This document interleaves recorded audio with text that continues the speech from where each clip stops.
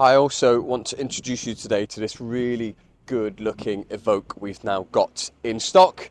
A cool colour contrast in this vehicle, not something I'd normally find that I'd enjoy or find attractive on a vehicle, but this is the colour combination here. As you can see, you've almost got these gold accents. It works really well with this paint. This is an optional extra. Eiger Grey is the name of the paint, but with the black sort of gloss here with the, I guess, the bronzy chrome or the goldy chrome. It's almost like a rose gold, actually, in truth. It actually looks really good, and I never thought I'd suggest rose gold looks good on a vehicle, but it sort of works really well. Now, the first thing I want to note really with these new Evoques, the Evoques of the old, you sort of knew that you were looking at an Evoque, but they've done such a good job with the styling. It looks just like a Velar, but just hasn't been able to put, I don't know, some bigger shoes on yet. It works really well. It just doesn't, it doesn't feel like the runt of the litter anymore. It almost looks like it has a proper true purpose in the Range Rover range, and it is a premium vehicle. It's not to discredit the older Evoques, but it was almost a bit frowned down upon, you know. This sits right up there with the other Range Rovers in the brand, and for me that's a really big selling point for these vehicles, because what they offer you now is just a fantastic amount of value for money for what you get with this vehicle. Yeah, I mean, sub 30 grand to get a vehicle that looks this well with all the spec, functionality and prestige that comes along with it is second to none, really. This is the R-Dynamic edition as well, MHEV, so part of the R-Dynamic package, you get these beautiful 20-inch wheels here. They just make this vehicle look so aggressive. You also get the gloss black design around the vehicle. There's some really cool features inside you get with there. You get the bigger 10-inch screen as well that we can touch on. The vehicle itself is displayed in excellent condition. Naturally, with it being an MHEV, you're clear for all of your clean air zone, ultra low emission zone. It's got 4 Pirellis on each corners as well. So the maintenance itself's tip top. There's loads of service records on this vehicle, and it's had 1 private owner from new, so really well taken care for a car. That's it for a good walk around. I'm going to jump inside now, show you all the features and toys, and we'll go from there. So I'm just going to give you a really good insight and a test drive into this Range Rover Evoque now. Now, firstly, I just want to get a bit of an honest and, I guess, not dig up a buried bone, but I've never been a big fan of Range Rovers, and I've never enjoyed the brand personally, and I mean that in sincerity and just being open and honest with you guys. But this Evoque has actually sort of changed my opinion a little bit. Now, firstly, I want to sort of bring you back a couple of years and just roll you back to that previous Evoque.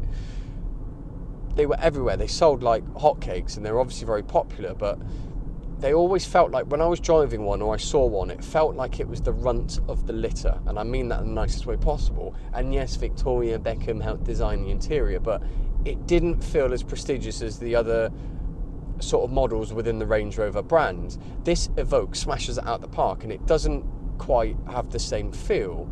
If you park this next to a Velar, the only thing you'd really notice is the fact that Velar is a little bit bigger. So to me, that poses one question: is how much do you value that extra size, and is it worth the extra money? Now, for me, this vehicle offers you something I never thought I'd ever say about a Range Rover product, and that's value for money.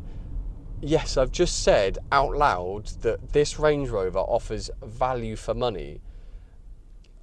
Maybe I need my head looking at, but this current vehicle for sale now is a fair smidge under £30,000. Well, it's a fair whack under £30,000 in truth. So for me, that is a massive amount of value against a vehicle that's this prestigious in truth. I mean, value for money, and what you get for that is second to none. I'd struggle to find a better SUV really that offers you this good value for money currently for sale. That I think this vehicle is at the top of its game for that, and again, that really honestly surprises me to say. So just want to sort of drag you back into the interior for this vehicle, because it's such a well presented vehicle, much better than the previous ones. It's much more up to date and modern. Naturally, with it being the R-Dynamic package I spoke about earlier, you get that really nice big 10-inch adjustable screen there. I like the fact it's adjustable, so you can twist it and move it depending on glare of the sun, which is quite an annoying feature from other cars. It's a really easy feature to have, and it's a big quality of life improvement.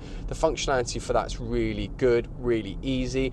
I'm also very pleased and happy to announce that the lower screen below, again, just looks beautiful. Again, it just gives it such a sleek, modern looking design, but the functionality of that is brilliant because you've still got some old school knobs and buttons.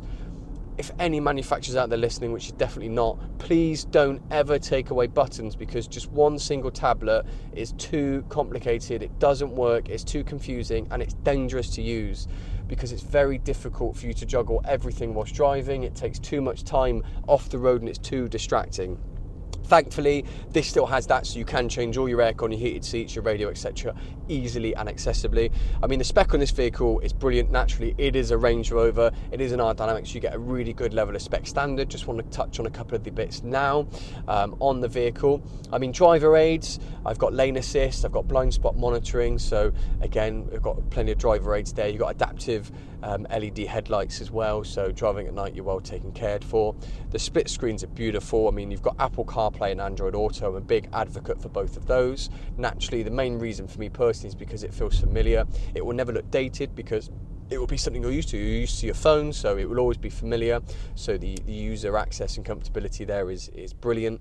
I mean, there's loads of bits I could go on about. You've got reverse and camera, front and rear sensors, etc. You've got hill descent control. You've got, yeah, it's just a brilliant car. Memory seats, electric seats. They're heated. I got my heated seat on full because it's bitterly cold today. I'm really impressed with this vehicle. Now, it's had one owner from new. It's done just under 70,000 miles and it's got loads of service records with it as well. So it's really well looked after. The drive of the vehicle is superb, really. Now, it is an MHEV, so it sort of ticks a lot of boxes on that aspect. But important, I just want to touch on the trip A summary I've got here. So the trip currently has got 658 miles on there. The average MPG is 41.6, which I think is pretty spot on, to be fair, for an SUV. Now, I did have it in sport mode as well a bit earlier and was sort of seeing what it got, and it does have a bit to it. It has got a bit of weight in it, and it does drive very well. I mean, firstly, it's very comfortable. The visibility is great. I really like the wing mirrors. They're really beautiful, in fact, and it goes quite understated when a car's got good wing mirrors, because I always check my mirrors. It's nice just to have a aesthetically pleasing mirror to look in a weird way. I love the look of the vehicle, both inside and out. That's it for a good test drive. I mean, I'll be honest, I am really surprised, and it does shock me a little bit to say that, but there we go. Hope you enjoyed that. We're going to jump to some of the other features on the vehicle now. So there's two things I've got to mention. I've got Harry on the camera. If you just come round without getting run over, Harry. Door handles. It just looks so sleek. It's such a nice feature on this vehicle. The second one is the key. Now, I don't know if anyone owned previous Jaguar Land Rovers, but the keys were made of toffee, and every time you drop it, this side would come off and you'd end up with keys all over the floor and stuff. This is like a brick, not going anywhere. Big fan. We're going to do the boot test now. It comes with floor mats as well, everyone. Good news. You've obviously got the parcel shelf here. I'm just going to attempt it as it is, Harry. Hopefully I can close it on the key. I'm just going to jump straight in and see how I get on. Yeah, I think, look at that. I mean, that is more than comfortable. I mean, obviously without this as well, I'd be laughing, but... Oh, we're in. Ready. So we're on to probably the most important two features when you buy a used vehicle or a vehicle at all, and that's the indicator noise and the horn. So the first one's going to be the indicator. Just want to shed a bit of light and show you the actual knob itself. It's okay. It's not titanium. It looks titanium, is what it is. It does add a bit of flair. The noise itself of the stalk.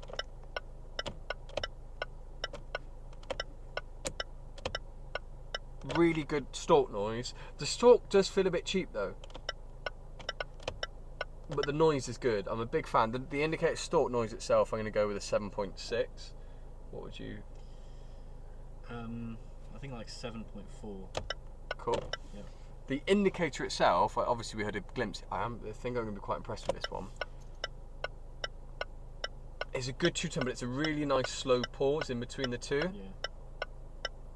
This indicator is really, it's very crisp, very clean. It's very, it feels sharp. It feels very it's a premium tick. It's a sharp tick, that is. Thank you. As they clearly just think we're waiting for them, but we're actually just testing indicator noises. Indicator for this one is an 8.7 for me. I'm really impressed with this. Yeah, I'd give that a 9. A 9? It kind of reverberates throughout the car. Yeah. Reverberate. Yeah. That's the word of the day, everyone. Let's see if the horn can reverberate us to victory. Yes!